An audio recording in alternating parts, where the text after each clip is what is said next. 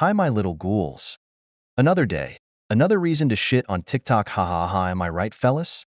Today's topic is one that has been recorded for many centuries before us. Prejudice against people with a different comprehension or way of experiencing life. Ableism. On TikTok, Zooey Mama, what a newsflash. We better get Fox News to report on this phenomenal, totally rare phenomenon.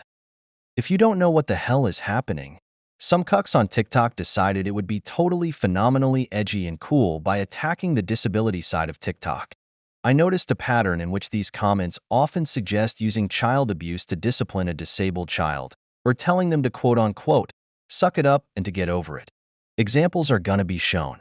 If you get triggered by hateful comments, I advise you to skip to the timestamp shown on the screen. Are you ready?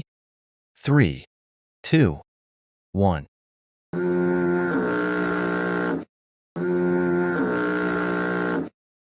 How stupid can humanity be?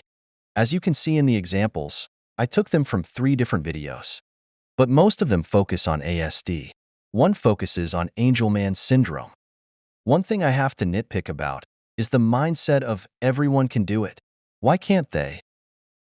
Let me teach you some basic biology, bitch. Genes and chromosomes sometimes mess up with replication. Meaning, sometimes a chromosome or a gene mutates. It's not always that you get the disorder when you have the mutated gene. There's a chance that you may be a carrier of a mutated gene. When a person has a genetic disorder, it is mostly caused by a mutation before the development of the embryo, the parents carrying the same mutated gene or inheriting it from a parent. If said person is affected with said mutated gene and gets the disorder, they aren't to blame. It isn't their fault. Angelman syndrome is caused by a mutation in the UBE3A gene. Commonly observed in Angelmans is movement disorders. It can't be controlled by your lack of understanding, ignorance, nor child abuse. The cause of ASD are unknown. However, the causes are most likely to be genetic and/or environmental. Still, it isn't their fault.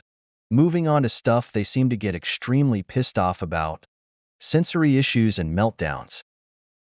They seem to be interested by the delusion that sensory issues can be turned on and off, an excuse for laziness or unproductivity, or as I said, the mindset of everyone can do it.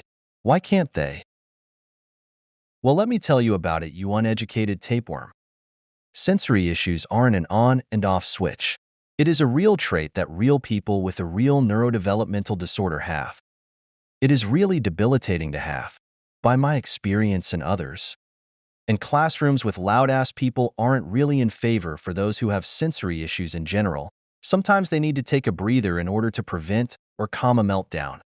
While it's true that most kids get overwhelmed by excess external stimuli, some handle it more badly than others. They can't suck it up. Communication is hard when you're in the midst of a meltdown, you know? You would have known that if you weren't so inconsiderate.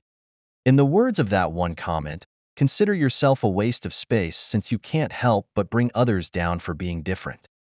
In conclusion, I feel like I'm fighting as the losing team in a battle. However, the opposing team has a much bigger advantage than ours. I hope you enjoyed this yapping and ranting session. By my little ghouls.